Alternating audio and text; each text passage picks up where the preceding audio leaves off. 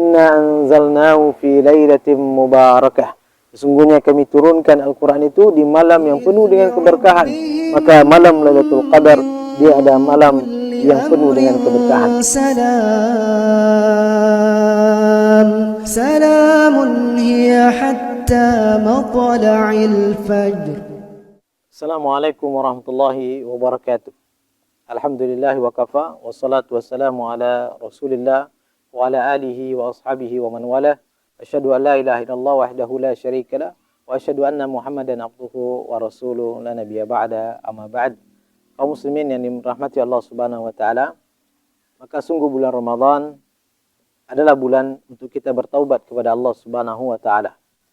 Maka bulan Ramadan merupakan syahrul taubah, yaitu bulan untuk kita bertaubat kepada Allah Subhanahu wa taala dari segala macam dosa, dari segala macam maksiat, dari segala perkara-perkara yang Allah Subhanahu wa taala larang kita darinya.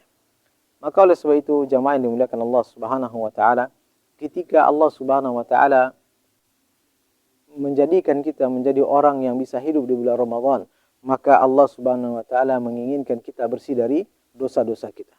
Allah menginginkan kita menjadi orang yang benar-benar, yaitu kembali kepada fitrah kita sebagai hamba Allah Subhanahu wa taala yang bersih dari dosanya. Oleh sebab itu Allah Subhanahu wa taala berfirman di dalam Al-Qur'anul Karim, "Wa anibu ila rabbikum wa aslimu lah." Maka kembalilah kalian semuanya kepada Rabb kalian dan berserah dirilah kepadanya. Maka seorang muslim hendaknya dia menjadikan bulan Ramadan sebagai momen bagi dia untuk membersihkan dirinya dari segala macam dosa, bertaubat kepada Allah Subhanahu wa taala. Allah Subhanahu wa taala berfirman, "Ya ayyuhalladzina amanu tubu ilallahi taubatan nasuha." Wahai orang-orang yang beriman, bertaubatlah kalian kepada Allah Subhanahu wa taala dan dengan taubatan nasuha. Ya, dengan taubat yang jujur kepada Allah Subhanahu wa taala, taubat yang ikhlas kepada Allah Subhanahu wa taala. Bahkan Nabi kita Muhammad sallallahu alaihi wasallam setiap hari beliau memohon ampun kepada Allah Subhanahu wa taala, yaitu di satu riwayat menyebutkan 70 kali dan ada riwayat lain yang mengatakan 100 kali. Itu adalah Nabi sallallahu alaihi wasallam. Beliau senantiasa memohon kepada Allah Subhanahu wa taala ampunan dari segala macam dosa-dosanya. Maka perbanyaklah kita berdoa kepada Allah Subhanahu wa taala, "Rabbana zalamna anfusana wa inna taghfir lana wa takunanna minal khasirin." Kita bersimpu di hadapan Allah Subhanahu wa taala seraya mengangkat tangan kita ke hadapan Allah Subhanahu wa taala dan mengucapkan, "Ya Rabb kami, sesungguhnya kami telah menzalimi diri kami.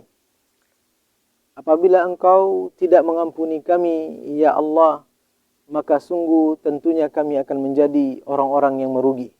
Maka kita memohon kepada Allah Subhanahu wa taala ampunan karena banyak di antara kita ini yang zalim. Bukankah hari ini Al-Quran telah kita dengar, hadis-hadis Nabi sallallahu alaihi wasallam sudah kita baca dan banyak juga sudah kita pelajari. Maka oleh sebab itu sudah menjadi kewajiban kita untuk tunduk hati kita kepada apa yang datang dari Allah Subhanahu wa taala. Allah Subhanahu wa taala berfirman, "Alam ya'ni lil ladzina amanu an takhsha qulubuhum li dzikrillah." Bukankah sudah datang waktunya kepada orang-orang yang beriman untuk dia tunduk kepada apa yang datang dari Allah Subhanahu wa taala, untuk tunduk kepada Allah Subhanahu wa taala. Maka bulan Ramadan ini kaum muslimin dan muslimat, saudara-saudariku yang dimuliakan Allah Subhanahu wa taala, jadikan bulan Ramadan ini momen kita untuk membersihkan jiwa kita, momen kita untuk membersihkan diri kita. Maka kalau sekiranya bulan Ramadan tidak bisa membersihkan kita dari dosa, tidak bisa menghalangi kita dari maksiat, tidak bisa mendatangkan ampunan dari Allah Subhanahu wa taala, maka kapan lagi ampunan itu akan kita dapatkan? Kapan lagi? Yaitu waktu untuk kita membersihkan diri kita dari dosa dan kesalahan. Kapan lagi waktu kita untuk menyadari, untuk kembali kepada Allah Subhanahu wa taala? Maka bulan Ramadan inilah momen, bulan Ramadan inilah waktunya di saat rahmat Allah bagikan, keberkahan Allah Subhanahu wa taala yaitu tumpahkan, dan demikian juga Allah Subhanahu wa taala memberikan pembebasan kepada kita semuanya dari api neraka Allah Subhanahu wa taala setiap malam. Maka oleh sebab itu bertaubatlah kita kepada Allah Subhanahu wa taala, tinggalkan maksiat, kembali kepada Allah dan berserah dirilah kita kepada Allah, tundukkan hati kita kepada Allah Subhanahu wa taala dan takutlah kita akan azab Allah Subhanahu wa taala.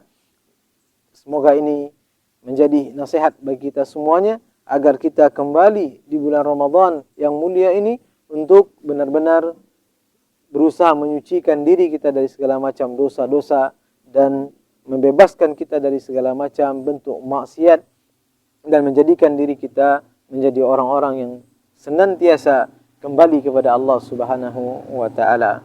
Wa sallallahu ala nabiyyina Muhammad wa ala alihi wa sahbihi wasallam. Assalamualaikum warahmatullahi wabarakatuh.